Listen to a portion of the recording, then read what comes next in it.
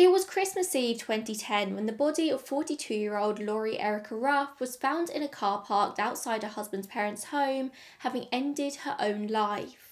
Her husband Blake was understandably devastated, but what he'd find in the days after her death would change his perception of their entire marriage. He'd always known about a lockbox in the back of Lori's wardrobe, a box that she'd always asked him never to open, and he'd obliged. But now she'd passed, he needed to know what was inside. Upon opening the box, Blake's brother-in-law found a birth certificate and a number of different IDs, all belonging to different people. Very clearly, Erica Ruff was not who she said she was. Blake had been married to a stranger. Lori's name was one that I'd seen floating about on the internet for years, but I'd never really looked into her case. However, when I recently covered the case of Joseph Newton Chandler III, so many of you reached out and told me to look into Lori, and I'm glad you did because this is a really fascinating story. In 2016, Lori's true identity was uncovered, but still to this day, in 2024, we don't really know why she lived under stolen identities for so many years. We don't know what she was hiding from. What we know for certain about the life of Lori begins around 2003 when she met Blake Ruff. His full name was John Blakely Ruff, but everyone just called him Blake. He came from a very well-off East Texan family from a town called Longview, where everyone knew the name Ruff. His grandparents had settled there during the oil boom of the 1930s, and they benefited greatly from this. They were just in the right place at the right time, and they became a very wealthy family. Blake has been described by those who knew him as honest to a fault, and generally just a very agreeable guy, a yes man, who'll kind of just agree with whatever you put in front of him.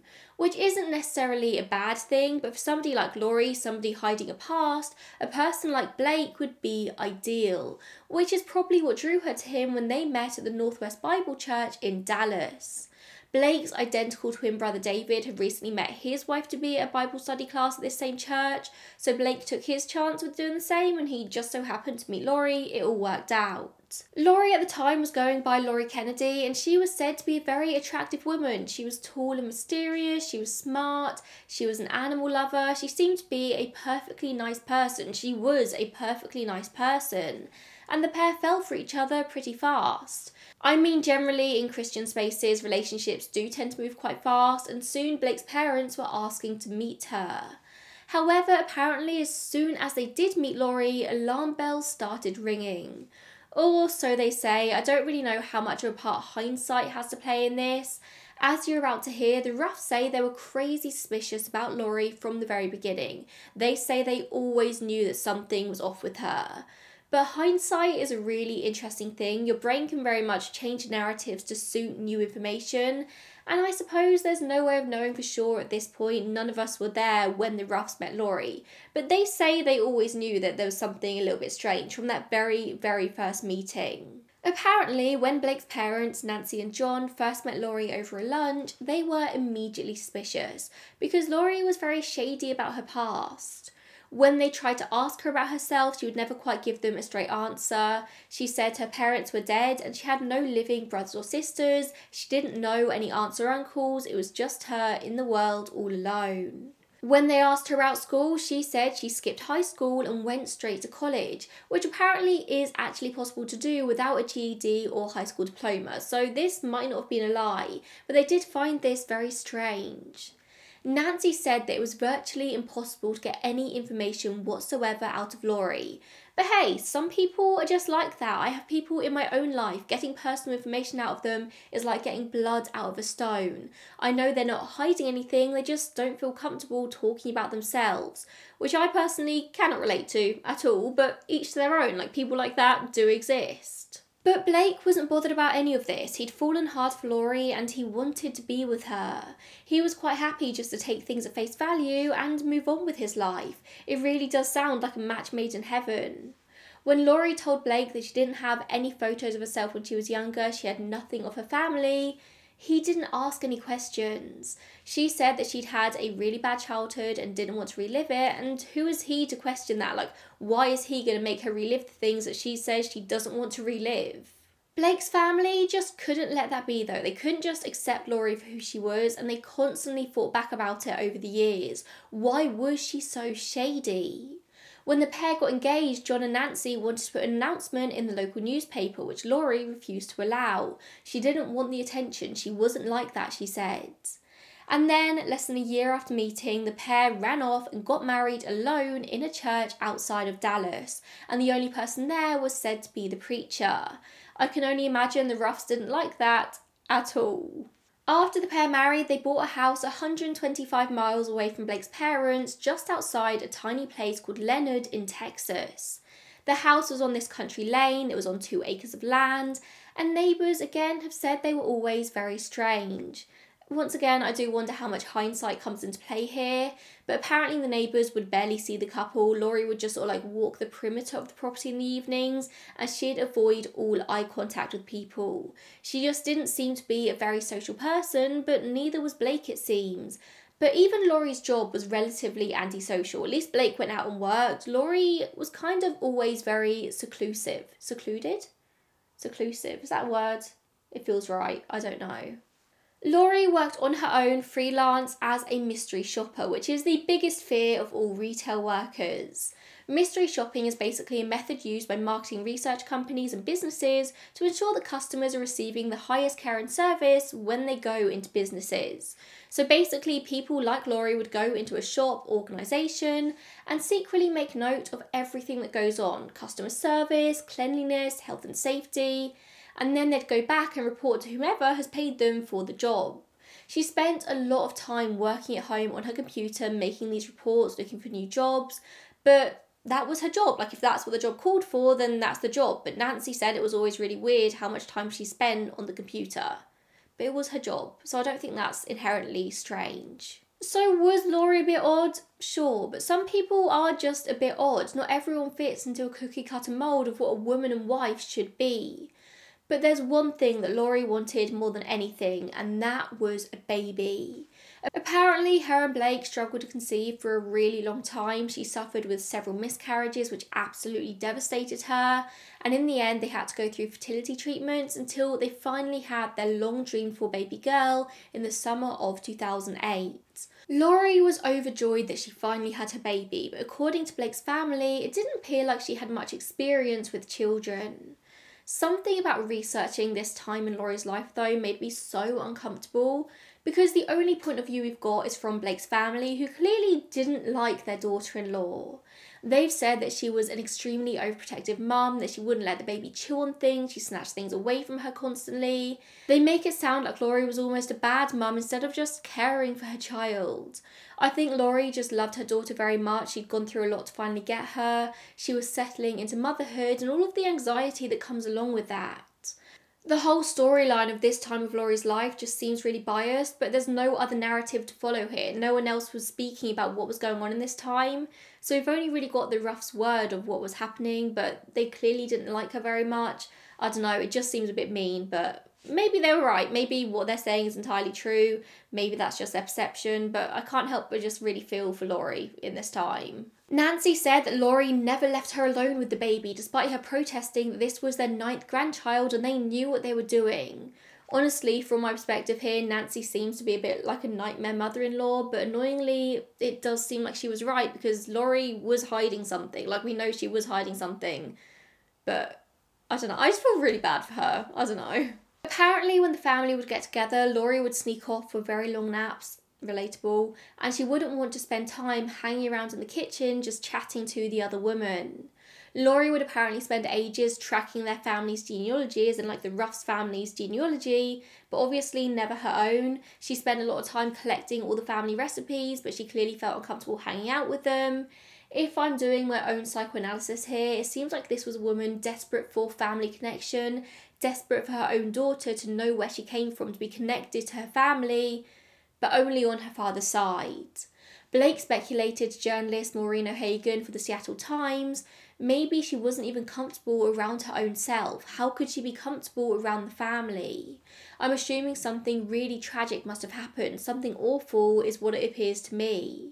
Maureen O'Hagan's journalism was a huge source for me in making this episode. She was kind of the one who first covered this case. I'll get more to that in a little bit, but I'll leave her articles linked down below along with the rest of my sources as always if you want to actually go and read them. Blake also said that after their daughter was born, their marriage just started to fall apart. He said that Laurie didn't like his family. It clearly seems like his family also didn't like Laurie, and she didn't want their daughter to spend time with them. But also, she was weirdly trying to connect her daughter to that side of the family constantly through the recipes and the genealogy. It was just all a bit convoluted. Blake, who was clearly very close with his family, said that this was a really difficult time. So in the summer of 2010, he filed for divorce and moved out, moving back in with his parents 125 miles away, and Laurie apparently just couldn't cope with this. Neighbours report that she seemed to lose a lot of weight really quickly, and she also appeared to unravel mentally.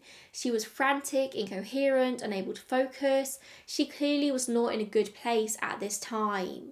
A neighbour called Denny made efforts to help Laurie out in this time. He invited her to counselling at the church where he was a pastor, and she brought him in notebooks in which she had written very strange ramblings about her life, writing about everything that was wrong with her and how she could get him back, him being Blake. Denny said she was also constantly fidgeting, she was playing with her hands, she was speaking in circles, she would repeat the phrase, "This is what's going on with Blake and me," over and over again. Her mind seemed to be stuck on Blake and she seemed to be very obsessive about it. Blake would later say that when they were married, he remembered Laurie taking some sort of medication for maybe ADHD or Tourette syndrome, which is wild to me because how can you be married to somebody and not know what medication they're taking or what they're taking it for? Like, I get married in 2 months and there is nothing I don't know about my fiance. If she's taking medication, I know what it's for. Like, I ask the question. The idea that you can be married to somebody and not know what their diagnoses are and what medication they're taking that's insane. They were married for like 6 years. Eventually, Blake did join in on these counselling sessions too, but he brought along his identical twin brother David, who just seemed to do all the talking for him. And unsurprisingly, this did not help fix the marriage. Blake couldn't talk for himself and Laurie's mental state was clearly unravelling. She was obsessed, but the pastor neighbour said that he could never quite pinpoint what it was she was obsessed about. She just sort of like had the same rambling thoughts over and over and over again. As the months went by, Laurie just got worse. She began sending threatening emails to the Ruffs. I don't really know what the contents of these emails were, but apparently they were threatening. She struggled to hand her daughter over for her custody arrangement with Blake.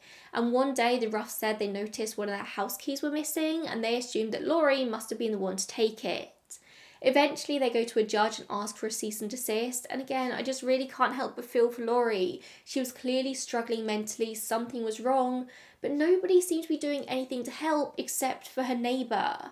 I have no doubt she was really hard to deal with in this time, but maybe I'm soft, I don't know, my heart just really hurts for her. And then on Christmas Eve 2010, so December 24th, Blake's dad John was heading out to pick up his paper from the end of the driveway when he came across Blake's car on said driveway idling. He looked inside and saw Laurie dead. He immediately went into the house and called the police, who found that Laurie had ended her own life with a shotgun to the head. Alongside her, they found an 11-page letter addressed to my wonderful husband and another letter for her daughter to be opened on her 18th birthday. The police report stated that these were the ramblings from a clearly disturbed person. So again, just no empathy even from the authorities. But it wasn't thought there was anything particularly strange about Laurie's death. She had clearly been on a downward spiral for a while. Her ending her own life wasn't particularly surprising. But now Blake had to sort out their affairs, and going through their home was a job that he didn't really love the idea of. So instead he sent his brother-in-law Miles to get the job done. Miles literally said to journalists with the Seattle Times Maureen O'Hagan that they called a deputy sheriff to meet them there because they didn't know if the house was booby-trapped. Like, what? Like, what was their idea of this woman? Like, just how far did Laurie spiral in the months before her death? Like, was that a reasonable thing to assume? I really don't know. Just having one side of the story here is absolutely killing me. Upon realising that the house was actually not booby-trapped, the first thing Miles did was go and find a locked box in the wardrobe that Blake had told him about. A box Laurie had asked him never to open. Miles used some tools to simply pop open the box. While doing so, found a load of official documents, one of which was a court document dated from 1988, showing that that year Laurie had changed her name. Before that point, she was Becky Sue Turner. Finally, confirmation that Lori had indeed been hiding something for all of those years. The family had been right. And it just so happened that a private investigator lived next door, so the Ruffs took this information to them and asked them to do just a little bit more digging, like find out who Becky Sue Turner was. They just wanted to know more about Lori/Becky's past, but they were out of luck because the PI quickly found that Becky Sue was dead and had been for a long, long time. In fact, Becky Sue Turner had died when she was just 2 years old in 1971. She'd been the victim of a house fire alongside her siblings in Fife in Washington. Becky Sue Turner could not have been Lori's real name. It could not have been her birth name. At some point, she'd stolen Becky's identity and then in 1988 changed her name to Lori Kennedy before marrying Blake and becoming Lori Ruff. So the Ruffs knew once and for all that Lori wasn't who she said she was. But who was she? Now they had Lori's daughter to look after and they wanted her to know who she was, like where she came from. They wanted to have the answers for her. In 2011, so the year after Lori's death, a man called John Velling got involved in this case. He was a special agent at the SSA which investigates the fraudulent use of social security numbers. He received a folder full of all the documentation the Ruffs had about Lori, and he thought this was going to be an easy case to solve. He thought he'd find this woman's name really quick, and he'd get to the bottom of what she was running from. But it would turn out he would have a very long wait ahead of him. This case would only be solved by DNA, but we'll get there. So, in 2011, Velling starts his investigation, and he finds that Lori hadn't lived as Becky Sue for very long. Records show that in early 1988, Lori had requested Becky's birth certificate in California, which was Becky's birth state. In the 80s, it was very easy to request documentation like this. I'm not entirely sure what Lori would have had to have shown to access it, but I'm assuming it wasn't ID. I tried to do some research, but this is a very niche Google search and I couldn't find the answer. So if anyone does happen to know the details of requesting somebody's birth certificate in 1988 in California, feel free to leave a comment. Like I said, very niche. But it does seem like a lot of places would just send these kind of documents to anyone who asks, like no checks in place. Becky had been born in California, but she died 2 years later in Washington, something which was noted in newspaper articles about this very sad story. So Lori likely knew what she was doing when it was Becky's life she decided to take over. She knew that bureaucracy between these different states would likely mean that she was less likely to get caught. Birth certificate in one state and death certificate in the other. It means it was unlikely to flag on California's system at the time, whatever kind of system that might have been. So she got the birth certificate no problem and then headed to Boise, Idaho, which is where she applied for an ID card in Becky's name. She claimed she was 18 years old, which was Becky's age. She'd been born in 1969, but the Ruff family always suspected that Lori was older because she struggled to conceive so much. They would turn out to be correct, but barely. Like, the real Lori was just 1 year older than Becky Sue was. But it would seem that Becky Sue Turner wasn't the end game here, because after getting hold of the ID card, Lori, the Jane Doe I suppose, headed to Dallas, which is where she appeared in front of a court to legally change her name to Lori Erica Kennedy. This whole process was very long and laborious. I can imagine it was very emotionally draining for Lori, but the big question has always been why? Like, what is somebody running from that means they willingly go through all of this? As somebody who is just so scared of getting in trouble, scared of getting caught for things that I don't even know I've done, I can't imagine living life like this, just always being scared of getting caught. No wonder Lori eventually lost it. So now, summer 1988, Jane Doe was officially Lori, but she now had to get the most important thing, a social security number, because without that, she wouldn't be able to work, she wouldn't be able to apply for government benefits, she wouldn't be able to get a house. Like, it's pretty important that she has that. Nowadays, it's harder to fake an identity in the USA because people get their social security numbers at birth, and then you just guard it with your life. But back in 1988, you could just apply when you were a teenager before you started working. And that's what Lori did. Under her new name, she applied for her social security number and got it easily. Voila, she was free to live her life. and the first thing she did was apply to college, and somehow she did manage to get in without having any high school transcripts. No one's really sure how she did that. Maybe she just had a really good sob story. But a few years later, she graduated from the University of Texas with a degree in business. She officially had her whole life ahead of her. Special Agent Velling did put a lot of effort into tracking down people from Lori's past and found a few friends and colleagues from around this time. There was one person who said that she used to work as an exotic dancer, a stripper, and that she had breast implants, a detail that Lori's medical records did support. Maybe this could be a lead. Perhaps there would be a serial number on the implants. Maybe they would lead to another name. But you quickly found that A, she'd got the implants after she was already Lori, and B, she'd been cremated after her death, so she couldn't be exhumed or re-examined. There was nothing to look at there, so that lead died pretty quickly. Velling also obviously looked through all the papers in the lockbox and found that Lori had written a load of sort of like random notes. She'd written North Hollywood Police, 402 months, Ben Perkins, amongst loads of other things, and these all could have been leads or could have just been random notes that she'd made over the years. From these notes, Velling speculated that maybe Lori had been trying to run from the police, that she'd committed a crime, maybe 402 months was what she was looking at in prison. Ben Perkins was the name of an attorney in LA, so Velling got in contact with him, but he'd never heard of a Lori or a Becky. In fact, he was a black attorney who focused on providing his services to clients in the African American community, and he'd never once taken on a white client. Velling exhausted every single avenue he could think of to try and find Lori's true identity, who she was before she was Becky. But eventually he just hit a brick wall. Obviously fingerprints also led nowhere. Like there was just nothing more he could do apart from put her story out to the public and hope that someone recognised her, that someone knew more of her story.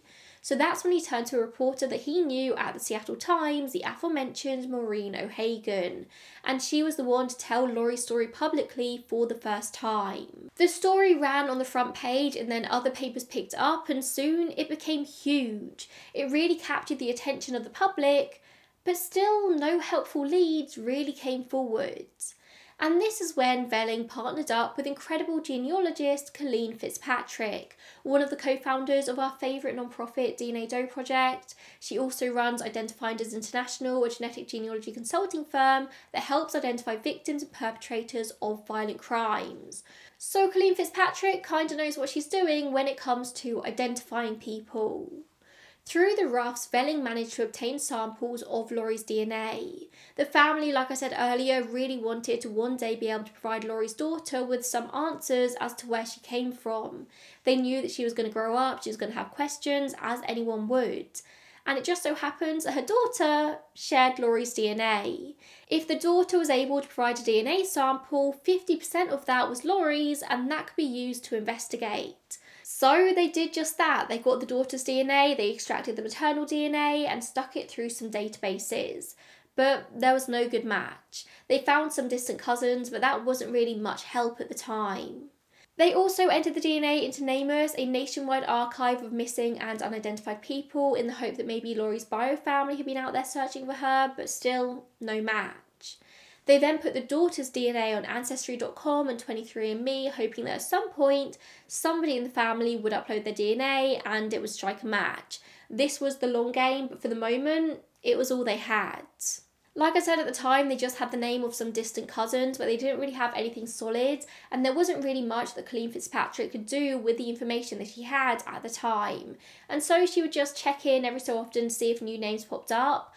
But as it was, the connections were just too distant to be of much help. However, eventually, after staring at a lot of names, she decided to focus on a third cousin and starts to build out the family tree, which is a massive, massive task. It sounds like it'd be something that's really easy, but honestly, it is not. Colleen said she spent hundreds of hours on this job, just building out a family tree of a random third cousin in the hope that it might sort of lead to a connection.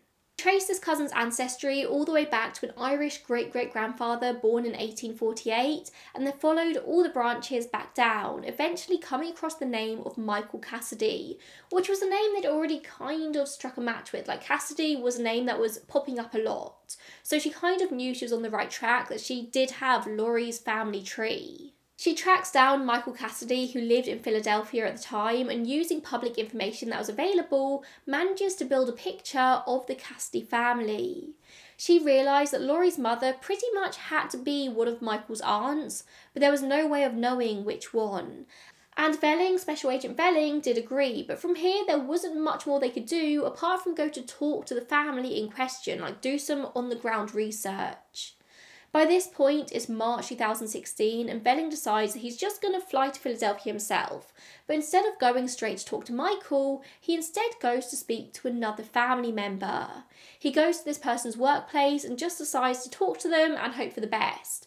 The worst that could happen was that he would just get dismissed, told to go away. The best is that he could get some answers for himself, for the Ruffs, and for Laurie's biological family. So he starts to tell this female relative this very long and convoluted story of Laurie Ruff, and then gets out some photos, putting them on the table. And immediately upon seeing these photos, the woman exclaims, "My God, that's Kimberly." So he goes to speak to some more family members, all of whom confirm the same thing. That face was Kimberly, there was no doubt about it. Brief investigation did find that Kimberly's mother was Michael Cassidy's aunt Deanne, who was married to James McLean. Together they had daughter Kimberly McLean, who had disappeared 30 years ago in 1986, and a DNA test quickly confirmed the match. Laurie Erica Ruff was definitely Kimberly McLean. Now, Kimberly grew up in the suburbs of Philadelphia with her family. She had her mum, her dad, and a sister. And we can't know for sure the details of her childhood, but her uncle, Tom Cassidy, said it was a very typical suburban childhood. Family dinners around the table, playing in the garden, like plenty of love to go around. But when she was a teenager, Deanne and James divorced, and apparently Kimberly just didn't take it too well. Deanne got remarried to a man called Robert, and they moved to a different suburb, a different high school, and Kimberly just never really adjusted to her new life. When she was 18, she moved out and moved about half an hour away, and then one day she told her mum that she was leaving for good, for them not to try and find her, she was going. And true to her word, in 1986, she just disappeared. There are a couple of years here that are blank, like we don't really know what Kimberly was up to from 1986 to 1988. It seems she did move around a lot in this time, probably just trying to figure out her next move. But we know in 1988 she got hold of Becky Sue Turner's birth certificate, and we know the story from there. The big question everyone has in this case is why? People expected to find some big, huge secret, something that Laurie/Kimberly was running from. But from the outside, it seems like there was nothing. There had been so many theories over the years, but it turns out that Kimberly wasn't on the run from the police. She wasn't wanted. She hadn't gone AWOL from the army. She hadn't been involved in a cult or involved in anything dodgy, at least as far as anyone can tell. I do wonder if there's some dark secret the McLean family are keeping under wraps, if Kimberly maybe suffered some trauma in Philadelphia that made her want to leave. But of course, I don't know that for sure, it's all speculation. It's just the only thing I can think of that makes any sense. An 18-year-old girl deciding to leave her seemingly very normal family for good, when there's nothing wrong from the outside. The Cassidys still now can't make sense of it. But it does seem like the pressure of the lies got to her eventually. She clearly couldn't cope in the months before her death. And what gets me is Laurie never even shared her secret with her husband, like with Blake. If I was on the run, but for no particular reason, if I just changed my name and wanted to start afresh, I would marry somebody that I felt comfortable sharing that burden with, somebody that I could talk to. Like, why did Laurie never tell her husband what was going on? Be like, listen, this is the situation, I was born under this different name, I didn't go with my family, I just wanted a fresh start. Here we are, all on the table, but I am Laurie now, this is who I am. Why did she never do that? Like, it still feels like she was running from something, like she was hiding something. It doesn't seem like from the outside she had anything traumatic happen to her, but we never know what happens behind closed doors. This is just a truly baffling story, and my heart hurts for Kimberly/Laurie. Like, what did she go through to do this? What kind of mental state was she in at the time? She was just a baby when she ran away. She was 18. To make a decision when you're that young and have the conviction to stick to it no matter what? Like, you really have got to wonder what happened to her. As always, I would love to hear your thoughts and feelings about this in the comments down below, because I can't make any sense of this whatsoever. Like, there's still a puzzle piece missing. Like, something still doesn't quite make sense in this case. But for the most part, as far as the authorities are concerned, this is a solved case. Like, Laurie is Kimberly, case closed, nothing happened, she wasn't on the run, solved. Thank you so much for watching. As always, I ask if you enjoyed this video, if you like what I'm doing here on my platform, then please make sure you show your support in any way you can by leaving a comment down below, by liking the video, by subscribing, that would be great, by becoming a channel member if you're feeling particularly generous. It's just £2 a month, you get early access to all my videos, we get to chat, it's a really cute little community. And with that, I'm going to go. Thanks for watching and I'll see you in the next one. Bye guys.